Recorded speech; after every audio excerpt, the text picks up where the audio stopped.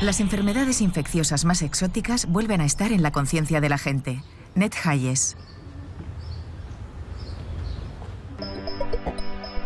Antibióticos e higiene han permitido en el último siglo vencer a gran número de microbios perjudiciales para la especie humana. Sin embargo, actualmente, las enfermedades infecciosas se propagan con mayor facilidad entre continentes y aparecen sin cesar nuevos virus que plantean importantes retos a los profesionales de la salud pública. Eduardo Punset y el epidemiólogo Ned Hayes discuten hoy en redes las características de las epidemias que amenazan a nuestra especie y qué se está haciendo realmente para evitar el contagio y prevenirlas. Y en la mirada de Elsa veremos otro tipo de contagio, el de las emociones, esencial para la supervivencia de los animales sociales.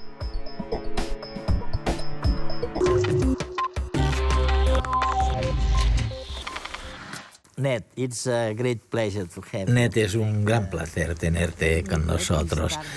Déjame empezar la conversación con algo que puede sonar un poco tonto, pero que me pregunto muy a menudo.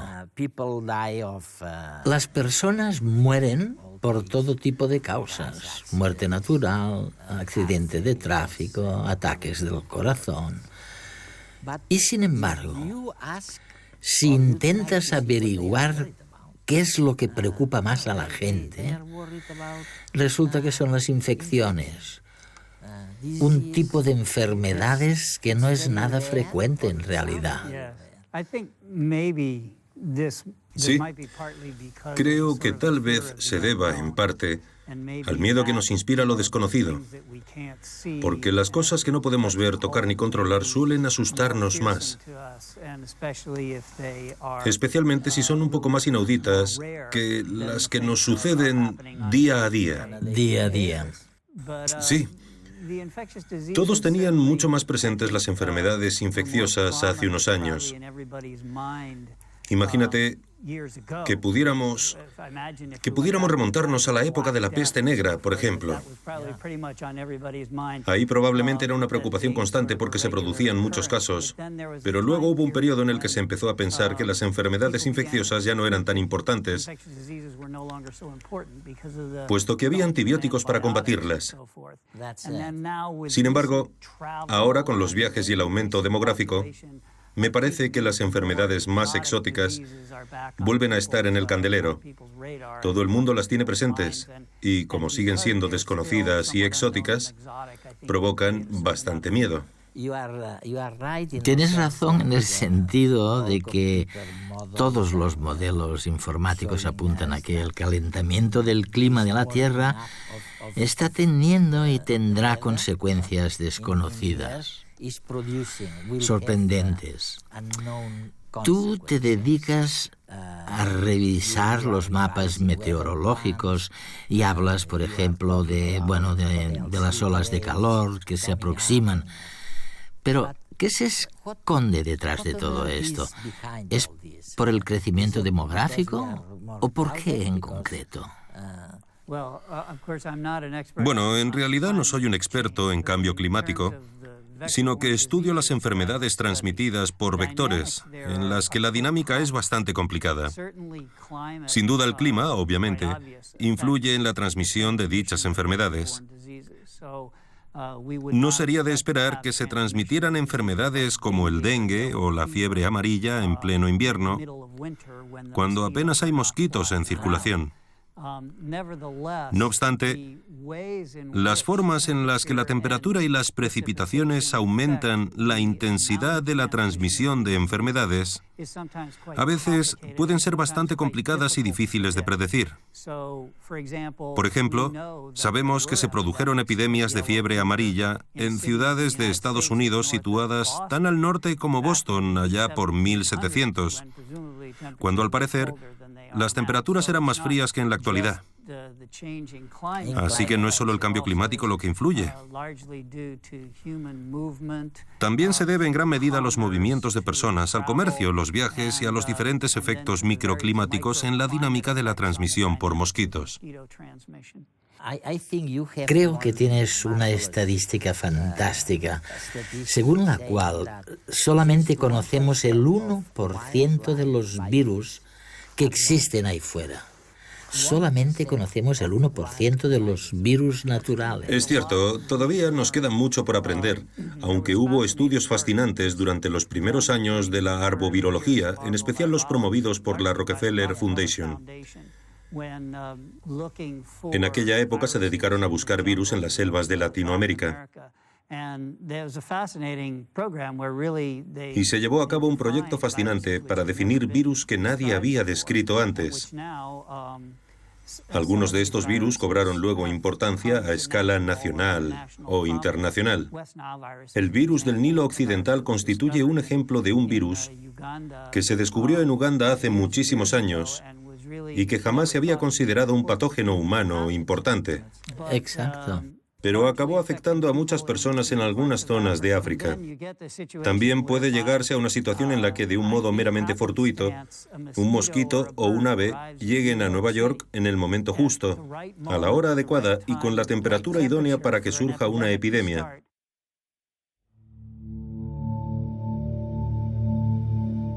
¿Cuál será la próxima gran epidemia o pandemia global? Una pregunta de difícil respuesta si consideramos el gran número de factores que intervienen en la propagación de un virus o una bacteria. Hoy en día, los seres humanos se desplazan más y más rápido que nunca. Y como ellos, los microbios susceptibles de atacarlos y enfermarlos también se mueven más.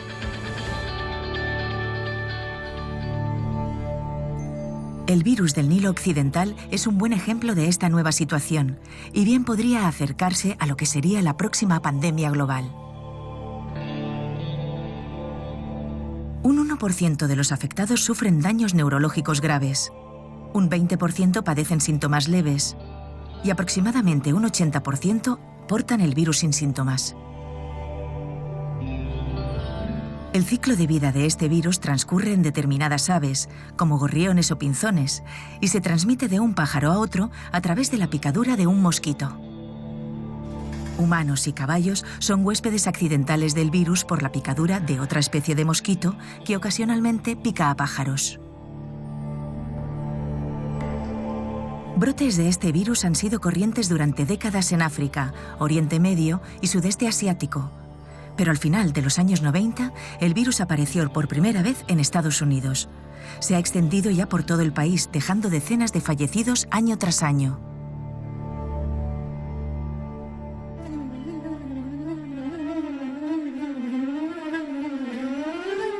El virus del Nilo Occidental es otro caso más de los muchos que acechan actualmente a la humanidad.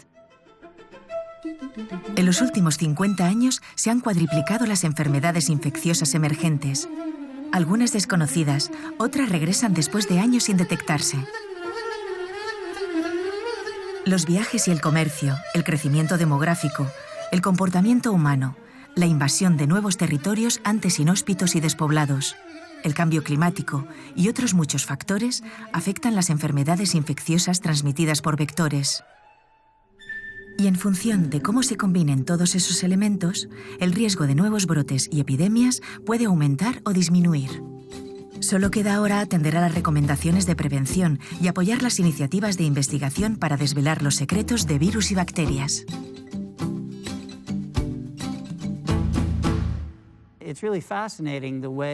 Es realmente fascinante ver cómo los virus circulan ahora mismo. Puede ser un proceso muy rápido. ¿Cómo puede predecirse todo esto? En realidad es muy difícil predecirlo, pero hay expertos que trabajan muchísimo en este ámbito. Creo que entendemos los conceptos más generales, pero seguimos sin captar bien los detalles. Lo interesante, en mi opinión, sería intentar reunir suficiente información para advertir a las personas sobre cuándo hay que adoptar precauciones adicionales. Porque, por un lado, Afortunadamente, muchas de estas enfermedades son relativamente infrecuentes, pero pueden llegar a ser devastadoras cuando se producen. Nuestra intención no es generar miedo hacia el virus, sino que nos gustaría poder decirle a la gente, mira, cuando suban las temperaturas y vayas a pasar tiempo en el exterior, haciendo barbacoas o jugando al fútbol con tu hijo o lo que sea, protégete contra los insectos. No olvides usar repelente en todo momento. Y asegúrate de evitar que por una picada de mosquito se transmita el virus, porque nadie quiere ser una de las personas que acaba sufriendo una enfermedad grave. Por lo menos hay algo que sabemos gracias a tu investigación. Y es que en gran medida la enfermedad es el resultado del entorno.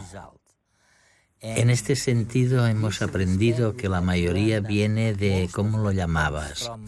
No sé qué. Zoonosis, sí. Es decir, de animales como murciélagos salvajes, cerdos o lo que sea, ¿no? Sí, creo que es un aspecto importante. La dinámica de transmisión de estas enfermedades es realmente interesante. No solamente hay que entender un poco la biología de los animales, sino también la de los mosquitos, las garrapatas y las pulgas que transmiten dichos patógenos de un animal a otro animal o a un humano. ¿Y cómo llegaste a la conclusión de que la amenaza más temible proviene de estas enfermedades transmitidas por vectores de origen animal? No sé si es la más temible, pero sin duda puede ser temible. Sí. Tenemos una larga historia de enfermedades que vienen y van, y algunas de ellas están resurgiendo ahora. Un gran problema para la salud pública es el dengue. Ha habido un aumento notorio de casos. Se trata de una enfermedad vírica de la misma familia que la fiebre amarilla, transmitida por mosquitos. De hecho, el mismo mosquito las transmite ambas. Es una enfermedad fascinante. A diferencia del mosquito de la malaria, que se cría en grandes zonas de aguas abiertas, el mosquito de la fiebre amarilla y el del dengue habita en pequeños contenedores cerca de las casas. Esos mosquitos, por supuesto, se podrían erradicar si elimináramos todas las zonas donde se crían y crecen. Los neumáticos, los pequeños contenedores de agua cerca de las casas. Pero con el aumento demográfico y las dimensiones de las grandes ciudades en muchas partes del mundo, es difícil lograrlo a gran escala. Imagínate, incluso aquí en Cataluña tuvimos una infestación de mosquito tigre, que también puede transmitir el dengue y la fiebre amarilla. Creo que sería muy difícil para nosotros eliminar este mosquito, aunque técnicamente tengamos la posibilidad de hacerlo. Intentar poner en marcha la rueda política y el interés del público en la iniciativa resulta difícil. Dos ciudades vecinas separadas por el Río Grande. Laredo, en Estados Unidos, y Nueva Laredo, en México. Hace unos años, la ciudad mexicana sufrió una epidemia de dengue, que apenas afectó a la otra ribera. Y sin embargo, ambas ciudades compartían el mismo clima y la misma población de mosquitos transmisores del virus del dengue. ¿Por qué entonces esa diferencia? Los expertos llegaron a la conclusión de que se trataba de una diferencia de comportamiento humano, una diferencia socioeconómica.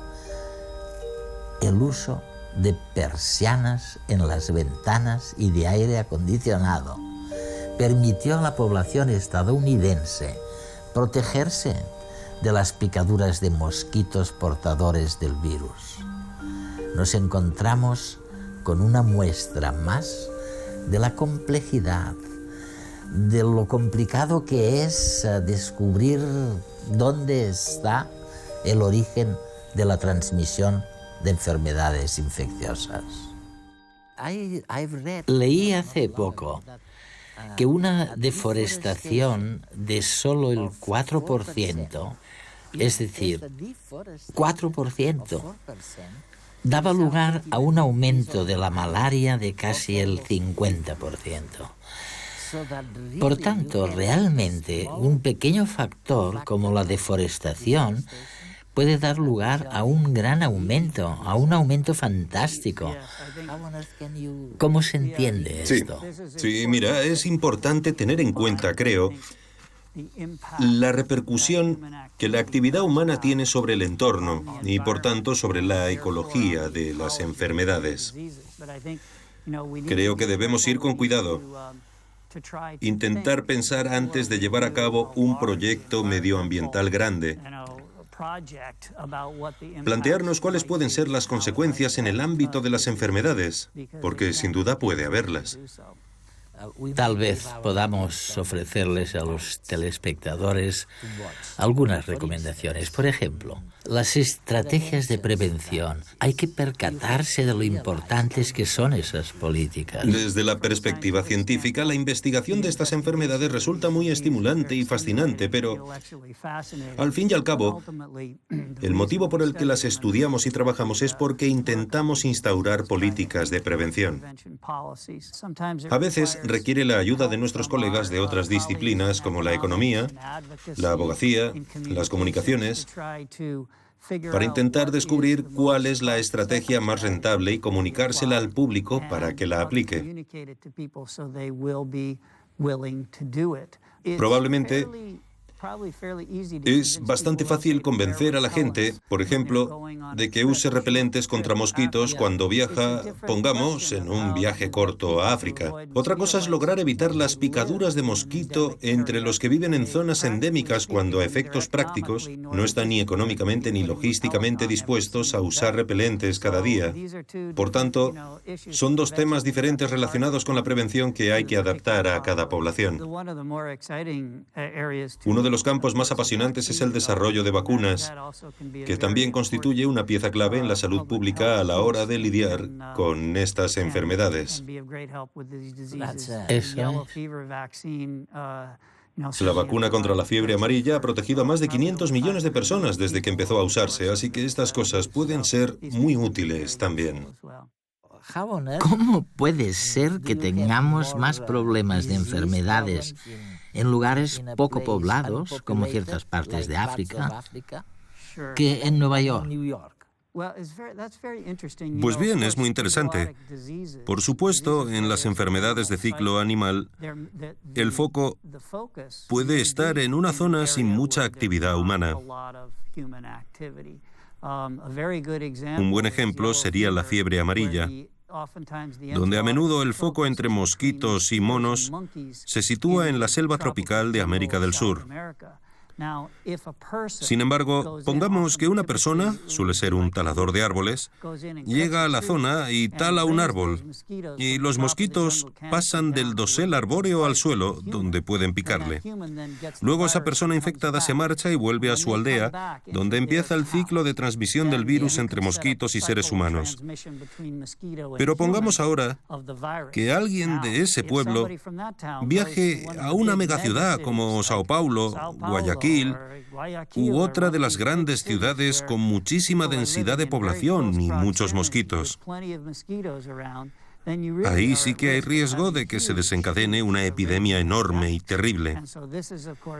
Por supuesto, nos preocupa y por eso intentamos garantizar que las vacunas se usen adecuadamente y que haya en marcha estrategias de prevención por si sucediera algo así. Rutas como la de la seda y la del incienso sentaron las bases del mundo conectado en el que vivimos hoy. A lo largo de esos recorridos, nuestros antepasados compartieron conocimientos, genes, chismorreos e infecciones. Hoy ya no hablamos de rutas, sino de redes. Y los genes, los chismorreos y las infecciones no se transmiten ahora de modo unidireccional, sino que se expanden en la enorme retícula de un mundo globalizado. Por eso, y como hemos visto con Ned Hayes, para evitar próximas pandemias, es esencial estudiar la salud de humanos, animales y ecosistemas como entidades inextricablemente unidas.